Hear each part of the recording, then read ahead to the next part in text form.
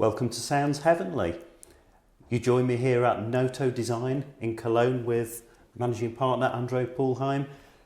André, thank you very much for allowing me to come and visit your studio. Yeah, thank you, Steve, for your interest in our work, and we're happy to share some information behind the scenes from how we create all these products for B&O in the past. Thank you. Yeah. And the reason for the video today is right behind me here, what I believe to be the world's greatest loudspeaker. And I'd love to know a little bit more. As your first speaker collaboration with B&O, what an amazing project. This must have been an incredibly difficult design to work on. Yeah. How did it start? What was the design brief? Yeah, there's a little funny thing about that you could say it's the most complex product we ever worked on, and it's also the most complex speaker B&O ever built, probably. And at the same time, it was one of the most simplistic briefs we ever received, because wow, how could that be? Yeah, it was more or less like we want you to create our new reference speaker. So, right. And that was the only brief when it comes to design, but much more in focus was the acoustic concept here, because that was kind of revolutionary at that stage. So that for the first time, B&O created a 360-degree design speaker. And that's quite revolutionary at that stage. And it looks absolutely unique. So what was the reason behind choosing the fabric like this as the cover? Yes, there are multiple reasons for why it turned out like this, and we already talked about the 360-degree approach, and to achieve that 360-degree approach, there are 18 drivers underneath, and we knew that it would be a very, very challenging task to bring 18 drivers in an arrangement which reduces the complexity in your home, in your living environment, that much that you would accept it as a B&O speaker. Yes. So our approach was, okay, so what if we can cover everything with a fabric and can have the complexity underneath that beautiful dress? And therefore we were looking at ways of how we can work with fabric, and we remembered a principle which is from a German architect, Frei Otto, which is more or less that principle of two upper and two lower points, which already define the curvature you get here and here just by these 4 points you define. Right. So there's no actual frame as such there, it's the points that exactly. So there's no frame needed for that. But in the end, you could see that this is what happened here in every panel. Yes. So you could say by making the decision of working with fabric and then choosing that principle, that made the shape, and then we just had to bring this one rooftop in a three-dimensional shape that it can cover the entire speaker. Right. Yeah. And the aluminium trim work on this is always. I mean, aluminium obviously is always one of Bang Olufsen's signature materials, but this is really quite unique and quite striking. So, what's the story behind this? Is there something special going on behind the scenes to make this? And how did you come up with this concept? Yeah, there are again a few ideas in there. So when we started working on it, we have been inspired by skyscrapers. Right. Because we know what we wanted to achieve was an upright, a slender architecture. Yes. And if you compare it, for example, to the brief, to the chunky box, so that was the first thing we did, to raise it, to elevate it, to make it more slender, so that it takes less space in your home as well. Yeah. So we have been inspired by these skyscraper architectures, and a lot of these skyscrapers are built with a skeleton structure inside. So that was one point going in here. In the beginning, in the first draft, these were connected to one piece, so that you hit really a skeleton, and this skeleton was filled with the fabric elements. Yes. But then later on, due to processing and all that, so we eliminated the connection, and it ended up just in these crowns. And there's one really special thing about it where you can, which is a good example for how honest B&O follows a design route, or follows a story you want to tell. Yes. Because I think every company else on this planet would have made these crowns from one beam, bend them and weld them at one point. But we said, if we do so, we will have a spot at one side which will be visible after anodization, because the material structure is different, so you will get a cloudy, shiny spot in anodization. So we said, okay, if we want to build a real 360-degree speaker, we should make it from one piece. Right. Yes. And I've seen the process of stretching and extruding that, and it's really quite incredible. Yeah, and so this on the one hand supports the idea of 360-degree, because we don't have any seam here, and on the other hand, it also celebrates the craftsmanship competence in Factory 5 at B&O, which is, as you said, which is part of the core identity. So customers expect aluminum at some point. Yes, yeah. Another thing that B&O are known for is putting a little bit of magic into their designs, and is that something you've managed to translate into Beolab 90?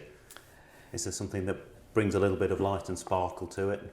Yeah, of course, you're right. So this question of, or this feel of magic should always be in a B&O product. And if you look at some of the products which followed after Beolab 90, of course, mechanical movements always deliver that kind of magic. When a lens is raising or the curtains open.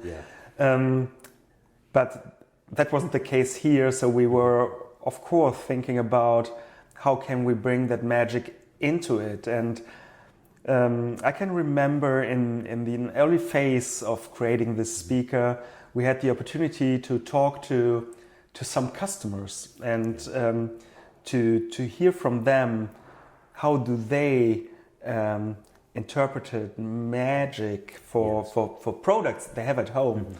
And there was one lady, and she was referring to her chandelier in her entrance hall. Okay. And her explanation was, it's the most magic product to her because it changes every day. Yes. Due to the sunlight, you know. So the product itself stays the same, so it doesn't need any movement, you know. But with its atmosphere, or with its environment, with sunlight and maybe a little bit of wind, you know, when the crystals start moving. So then it's possible to change. And that's something we try to put in here, because, you know, we have that curvature. You could say it's a little bit like a crystal geometry, what you're having here. And so we took a fabric which has a slight reflection and there's almost a shimmer of the light. Exactly. So, and when you start moving around the product, the light will also move. And so that makes it appear different from every angle. And then also the geometry of the product is like, you know, when you move around it, it will always change its geometry. There's one view where it is nearly straight, and then there's another view where it really has a curvature like this.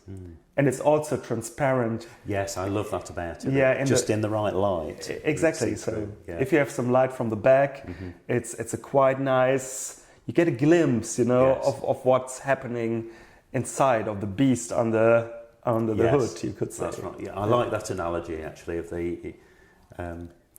Yes, the powerful engine inside, but Yeah. then with the beautiful bodywork over the top. Yeah, exactly. So And how did you manage to disguise its volume, its mass, so well? Because it appears to sit very lightly on the floor, doesn't it? It's quite slender yeah, as it comes down to the base. yeah. So if you look at it as a real volume, then exactly what you say. So it contains a lot of volume. Yes. But by breaking up the shape, so on the one hand, and there the crowns take their function again, you know, because that's what your eye reads, right? Yes. You see delicate edges, Yeah. so you don't read a massive volume. No.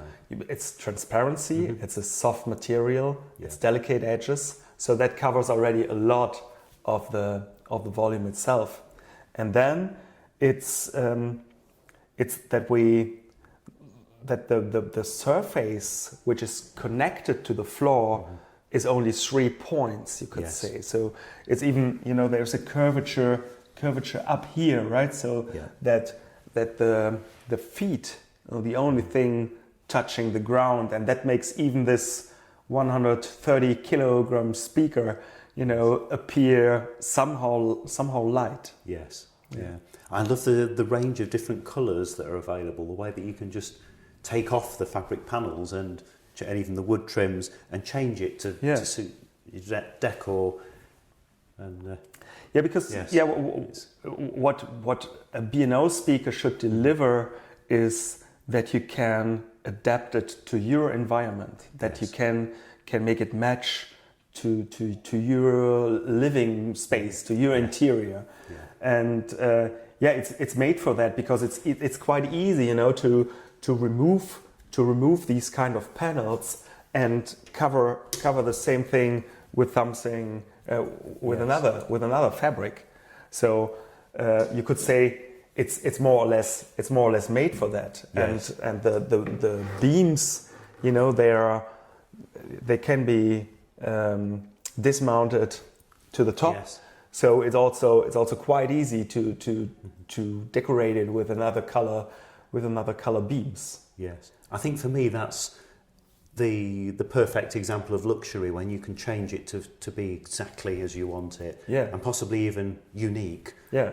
So I've always said when I win the lottery, I'll have two things. I'll have a Lamborghini Aventador with the clear engine cover, so I can see the engine under the hood, and I'll have a pair of Beolab 90s with a semi-transparent cloth. Yeah. So again, I can see the power underneath the bodywork. That's a nice wish for the Beolab Yes. 90s. Yeah. And so as said, so in general, this product is made for customization. Yes. Because this, you know, the cabinet, this always stays, all the electronics that can stay, and you can dress it as you I want. love this. I've never seen a speaker as solid as this. It feels as though it's solid rock. Yeah. It's incredible. And that's also, you know, when you, as you said before, so what are B&O customers expecting? They are expecting aluminum. Yes. And we took aluminum, or the aluminum processes here, in two different ways. So on the one hand, we have the rock solid engine, you know. Yes. It's a cabinet made from one piece. So by doing it in sand casting, we could create a cabinet with a undercut, so that the drivers can be mounted from the front, and the cabinet is completely closed. So you cannot imagine a more stiff, a more tight cabinet than you have here for speakers. Yes. And we have a 10-inch driver down here, Yes. so that has some power. And on the outside, we have the super delicate crowns, and which are the what you expect from aluminium craftsmanship, that you can treat the edges and all that, so in a proper way. Yeah, it's an incredible combination, I think, of power and then beauty. Yeah. So I think that's part of the core idea, so that we, as said in the beginning. So I think it would be, or I can't see any other solution of how bringing this kind of complexity, which is on the inside of that product, into people's home, So for us, at a certain point, this was the only way to go. We had several proposals, but on the one hand, these were too much known speakers, so not the right way of creating an icon for a new generation. And on the other hand, there were some where the drivers in its position were more visible, where the complexity was just too high, to make it fit into people's home. Yes, because in terms of style, this is very easy to adapt to a home and then to change it as your home decor changes. Yeah, and of course it's still, it's a polarizing design. Yes. But I like that. I like the fact that someone will say, "Oh, I love it," and someone else will go, "Oh, no, that's not for me." Yeah. And what we experience is that when people start to see it in real, that it's much more approachable than it is on photos. So on photos, there are certain perspectives where you can't get the geometry right, where you think, weird. But I think when you get close to it and when you see all these refined edges and all that, when you see the craftsmanship in there, then at least most of the people start loving it. Yes. And if at that point they don't, the time when they will love it is when they hear it. Yeah. Because technically, it is the world's finest loudspeaker. If you know different, if you believe you know different, please let me know. But this, this speaker, I've chatted with Jeff Martin, the technical sound designer behind these speakers on my channel in the past. And the fact that from anywhere around it, as we said, from 360 degrees, you can get sound which is perfectly in time, perfect frequency levels. There's nothing else that will do that. The sound processing and the quality of the drivers and the quality of the build, no one else can match that. Yeah. And this is absolutely unique. That was also, also part of our brief. Yeah. So whatever we do, we're no compromise on sound. Yes. So sound and physics were driving that design process. So it was our job to solve all this. Of course, creating an icon. Yes. But on the other hand, always, it was only allowed to come up with design solutions which would not compromise sound. Yes. And I think that's the right attitude if you want to build the world's best speaker, right? Exactly. Yes. Yeah. It's the only attitude. Probably. Oh yes. And I was expecting to be asking you, where are the compromises between design and sound? But no, it's the sound is king and the design builds on that. Yeah. So, exactly. So and I think that was part of that was the toughest job at all, so that you have to create an icon, you have to create something unprecedented, something like no one else, Yes. But on the other hand, you have to follow these rules. But that's the fun part of our job. Yes. Yeah.